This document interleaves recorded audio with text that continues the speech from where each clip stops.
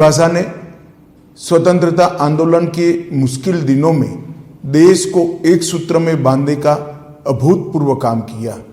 इसने अनेक भाषाओं और बोलियों में बटे देश में एकता की भावना स्थापित की। देश में पूरब से पश्चिम और उत्तर से दक्षिण तक स्वतंत्रता की लड़ाई को आगे बढ़ाने में संवाद भाषा के रूप में काम किया है। इसमें हिंदी की महत्वपूर्ण भूमिका रही है।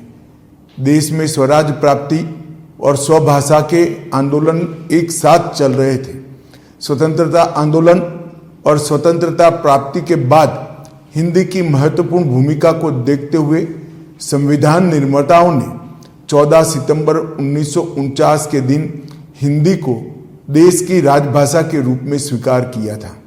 किसी भी देश की मौलिक और सृजनात्मक अभिव्यक्ति सही मायनों में सिर्फ उस देश की अपनी भाषाओं में ही की जा सकती है।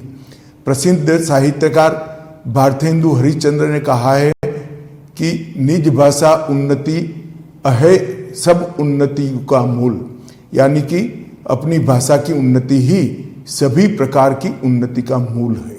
हमारी सभी भारतीय भाषाएं और बोलियां हमारी सांस्कृतिक धरोहर है, जिन्हें हमें एक साथ लेकर चलना है। हिंदी की किसी भी भारतीय भाषा से न कभी स्पर्धा थी और न कभी हो सकती है। हमारी सभी भाषाओं को सशक्त करने से ही एक सशक्त राष्ट्र का निर्माण होगा।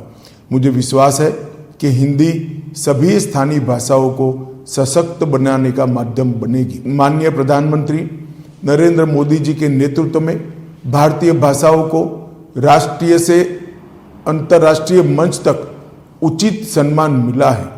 गृह मंत्रालय का राजभाषा विभाग निरंतर प्रयत्नशील है कि सहज समान मीठी भारतीय भाषाओं को आधुनिक तकनीक के माध्यम से सार्वजनिक प्रशासन, शिक्षा और वैज्ञानिक प्रयोग के अनुकूल उपयोगी बनाई जा सके। माननीय प्रधानमंत्री जी के मार्गदर्शन में सरकार और जनता के बीच भारतीय भाषाओं में संवाद स्थापित कर जन कल्याणकारी योजनाओं को प्रभावी तौर पर लागू किया जा रहा है।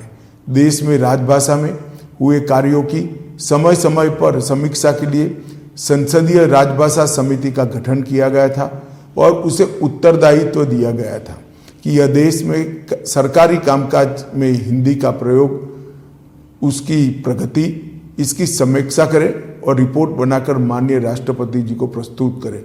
मुझे यह बताते हुए खुशी हो रही है कि माननीय राष्ट्रपति जी को इस रिपोर्ट का 12वां खंड प्रस्तुत किया जा चुका